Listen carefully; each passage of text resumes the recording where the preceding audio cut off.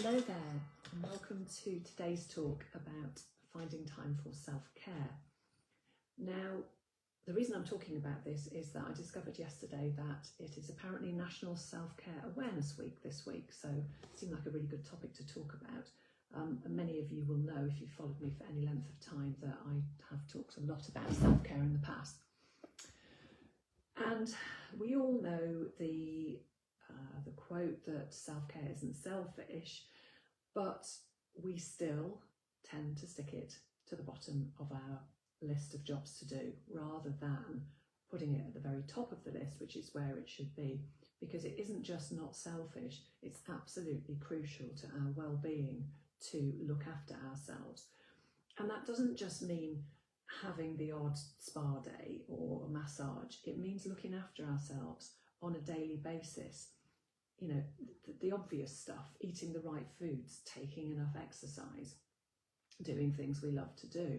It's all part of self-care, and it absolutely is essential if we are going to be healthy and continue to be healthy, not have our internal batteries depleted, and to have the energy to do the things that we want to do. Because if we don't look after ourselves, our energy will just go down and down, and our health will suffer as well, and so we'll find ourselves not able to do what it is that we want to do. And it's actually very easy to find time to practice self-care when you decide to prioritise it. That's the key. You have to prioritise it.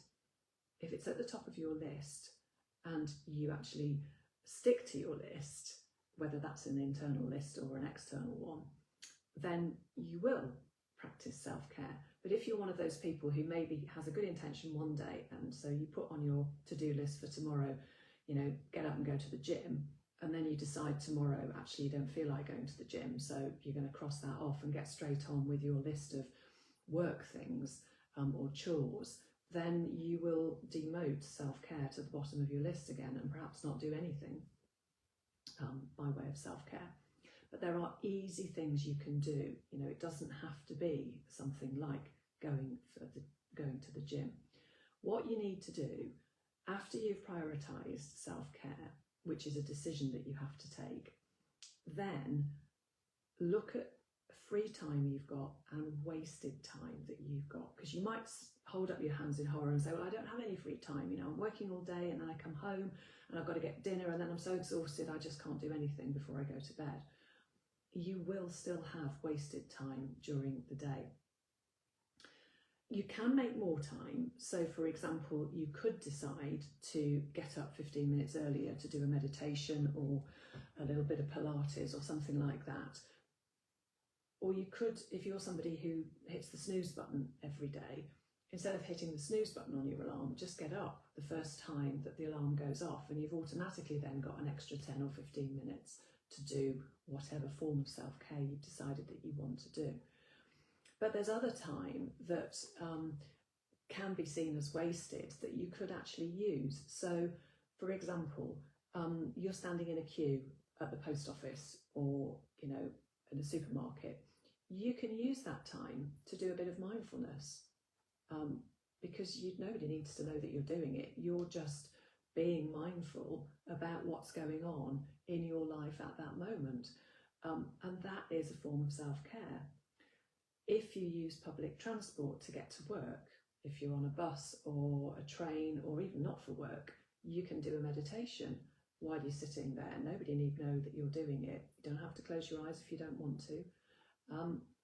Sitting in a queue of traffic, you can do some mindfulness work or some breathing exercise to calm you down, because you're stuck in that moment. You can't go anywhere. And obviously you can't read, you can't write, because you need to be focusing on the traffic around you and what's going on. But you can do things that are in your head, like mindfulness.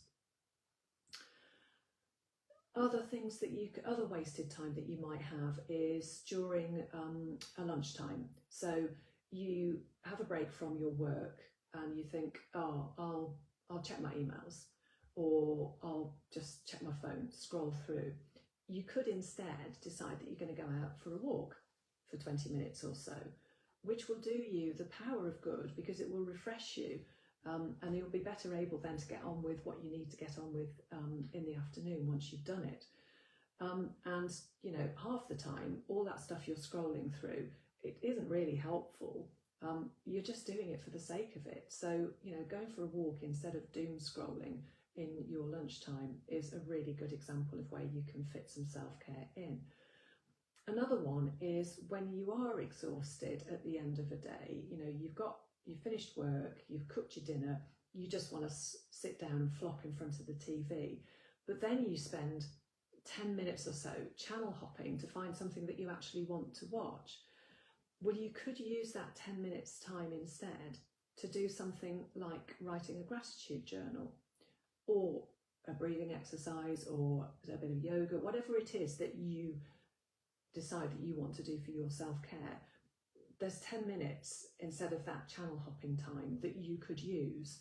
You know, you can still watch TV afterwards, but maybe plan ahead for what it is that you're going to watch and know where it is, so you can go straight to that program that you want to watch, so you don't have to go through the channel hopping thing, and you've used that time for self-care instead. Looking after your body by healthy eating, something I mentioned at the beginning, it is part of self-care. But again, we can get into bad habits of convenience foods and takeaways when we're exhausted after a day at work, and we reach for that unhealthy stuff. But if instead you have planned ahead, and maybe on a Sunday or another day when you've got some time when you're not working, do a bit of meal prepping, some batch cooking of healthy meals that are then in your fridge or your freezer. All you've got to do is take it out and heat it up and eat it, rather than reaching for the unhealthy stuff. You found the time for that form of self-care. So there are lots and lots of times in your day that you do have time for self-care, all of those wasted moments. And when you find yourself coming up against one of those moments where you're stuck in a queue of some sort, or just, I don't know, you've just suddenly found a little bit of time that you weren't expecting because you're waiting for somebody to come and pick you up, say, and the lift hasn't arrived, just use that time usefully for some self-care. And if you're struggling to think what it is that you could do by way of self-care in those moments of lost or wasted time, you could make yourself a list. Write down lots of things you would like to do by way of self-care. And then once you've done that, just you can have a column next to the things you've written down for the amount of time that it would take. And then when you've got that, you can then create another list which is divided by amounts of time, so that you have then got something. If you suddenly got 10 minutes that you weren't expecting, you can look on your list and think, okay, what in my list will only take 10 minutes? And then you can pick one of those to do there and then, rather than doing that thing that we often do, which is, I've got an unexpected 10 or 15 minutes. What shall I do during that time? Oh, I'll grab my phone and scroll through it. You can actually do something that's good for you instead, if you've got that list that you can refer to, and then you've done it. You've done your self-care for that day, and you're going to feel better for having done it, and better about yourself for having done it as well, because you'll be able to congratulate yourself that you've actually done something positive instead of just more wasted time. And if you really still think, after listening to this, that you don't have any spare time in the day, I'll challenge you to go through a day where you write down what you're doing for every bit of time during the day. I mean, literally break it down, get up, brush your teeth, have a shower, and, with a time clock against it, so that you can see where you were actually doing things. And I bet you'll find that there'll be time during that day where you either were doing nothing at all, or you were doing something like channel hopping or doom scrolling on your phone, that you could easily change that time for something that is a form of self-care. So why not try it this week, as it is National Self-Care Awareness Week. Maybe now is the time to bring some more self-care into your life.